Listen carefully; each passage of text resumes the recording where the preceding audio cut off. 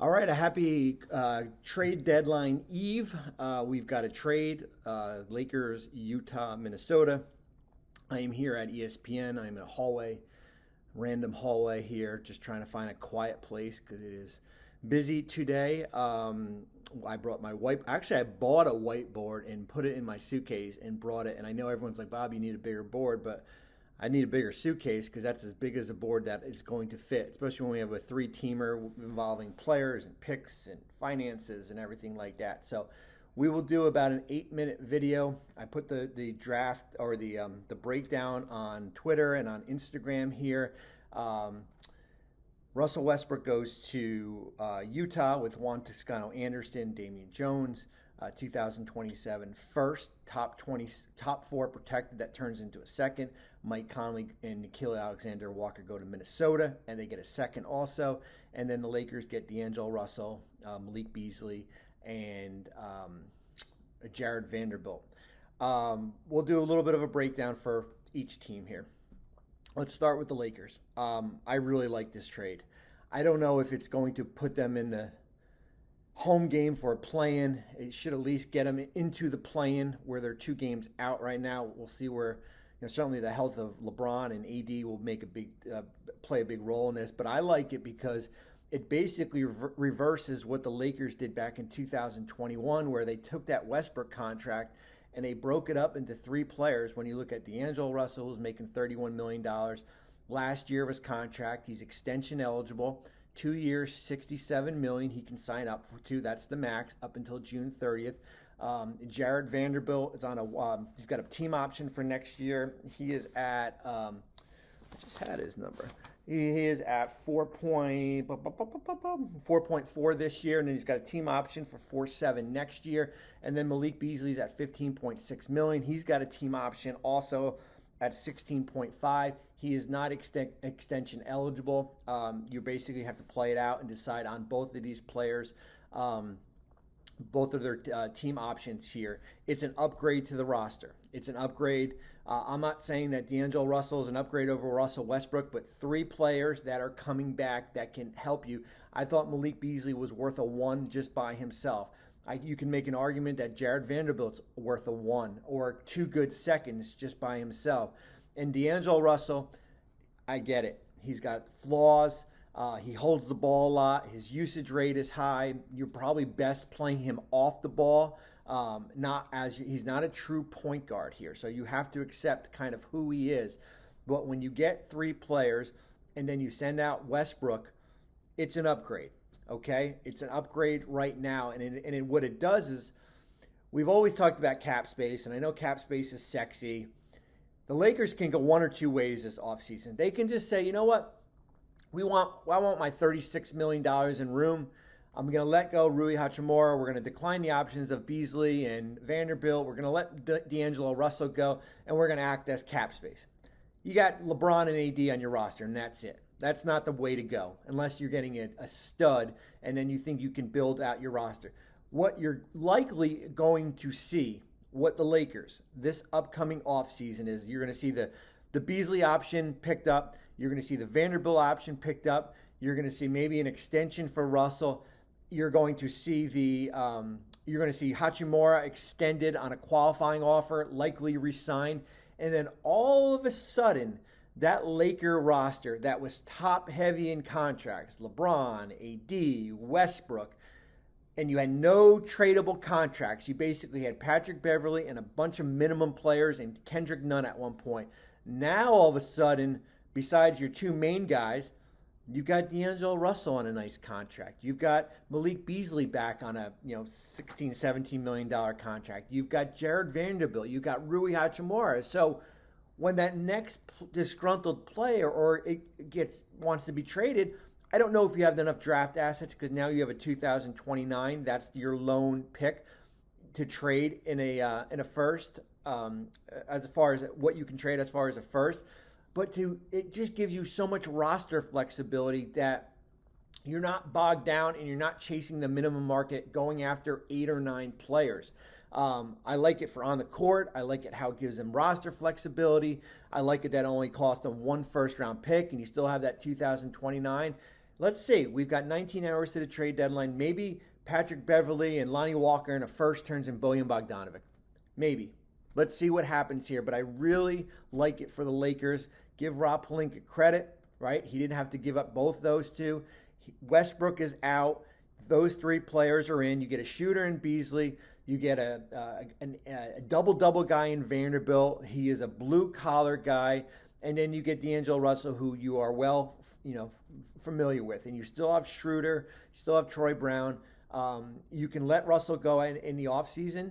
You'll have your mid-level exception, your $11 million mid-level to go out and get a point guard. But I like it for the Lakers for right now. I like it for how it sets them up for this offseason. Remember, two different ways to go. Cap space, I would not recommend.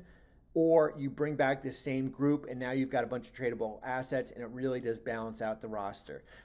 For Utah, so Conley goes, Beasley goes, Vanderbilt goes. You get a first, right? You get a 2027 top four that turns into a second. You've got 15 first-round picks in the next 7 years that are either unprotected or lightly protected. That is a haul. That is the most in the league. You have the ability to potentially create up to $60 million in cap space this offseason. You've got a nice young core with Sexton, Markkanen, Walker Kessler, Ochai Agbaji, Jordan Clarkson here. You've got a nice nucleus here. I get it. Conley's gone. Who's playing point guard here? I don't think Westbrook will be on this roster much longer. I would be stunned if Russell Westbrook is on this. So it's basically going to be kind of a makeshift as far as, who's playing point. Maybe they find somebody in the next 19 hours. Westbrook is owed $16.2 million on his $47 million contract. I would be surprised if there's not a buyout or just a straight waiver. The Jazz are well below the luxury tax. They can just waive him outright, and then Westbrook would become a free agent. He'll have interest out there. I could see a team like Chicago have an interest in him. I could even see a team like Minnesota. I know Mike Conley they just picked up, but he will, for 30 games, he will give you that energy infusion, and then you just walk away here. For a Bulls team that some nights are lifeless, I think he would be a great fit in Chicago, Russell Westbrook. So I would be surprised if he is on the roster. Juan Toscano-Anderson is on a minimum, $1.8 million. He's a free agent. Damian Jones, he's got a player option for next year at $2.6 million. So you get a backup big in return. But it's the draft picks. It's the cap flexibility moving forward. I understand it from Utah, kind of a fringe play-in team right now. Do you take a little bit of a step back? You do. But as I said, you still have that nice core with Markkanen, your draft picks, your cap flexibility. This front office has proved that they can find under-the-radar players. Draft picks galore. Look what they've been able to do. I mean, Walker Kessler is going to make first-team All-Rookie. I mean, he is a stud. I think Minnesota would like to have him instead of maybe Rudy Gobert. I think there's a lot of buyer's remorse here. Now, Minnesota is fascinating because they are basically, you do a deal with Utah. The Jazz control the Timberwolves first this year. Remember that. Does it make them worse with Conley on the roster? Does it make them better? Team that's in the play-in right now. Mike Conley's got a partial for next year. I'm going to find that right now. So Mike Conley's at 22.7, 24.4 next year. His partial is 14.3. It's guaranteed after June 24th. 7.7 assists. He is a playmaker, right? He is a guy to kind of get Anthony Edwards shots. He's a guy to set up Gobert, Towns. He's not a scorer. He is a playmaker. I like Nickeil Alexander, who picked up also. I thought there were some good moments in him. Another guard, $5 million, restricted free agent here. But it is an interesting move, as I said, when you do a deal with Utah for a team that already controls your pick and you do a deal with them, you also get a second round. There's a bunch of trade exceptions that were created in this deal. Lakers 2.3, 1.8, Minnesota 3.7, Utah 5 and 4.4. For Minnesota, I wrote about it. I said you had to make a decision. Either you're going to bring D'Angelo Russell back, you're going to give him an extension, you're going to try to clear cap space, or you're going to target a player that has another year on your contract, whether it be Mike Conley, whether it be Kyle Lowry. I like Conley a lot better than going after and getting Kyle Lowry at $29 million. He's got a part, as I said, with Conley. The likelihood he plays, average to good.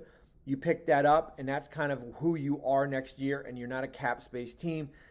You basically had to waive Taurean Prince to become a cap space team, and Prince has been good for them. And as I said, cap space is the most overrated thing out there. So that's who you are. You get Conley, Edwards, McDaniels, Towns, Gobert.